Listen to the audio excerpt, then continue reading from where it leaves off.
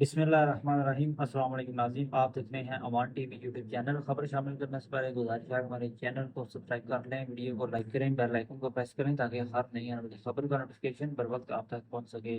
ناظرین، تحصیل کھاریاں سے ایک افسوسناک خبر آپ کے ساتھ شیئر کرنے جا رہے ہیں۔ گزشتہ روز دوپہر 3 بجے کے قریب 4 بچے ایک نجی زمین میں جمع بارش کے پانی میں نہاتے ہوئے جاں بحق ہو گئے۔ اس افسوسناک واقعہ میں 2 بھائیوں سمیت کل 4 بچے جان کی بازی ہار گئے۔ اس واقعہ کی اطلاع ملتے ہی ریسکیو 1122 کے اہلکار انہوں نے موقع پر پہنچ کر بچوں کی لاشیں برساتی تالاب سے نکالیں۔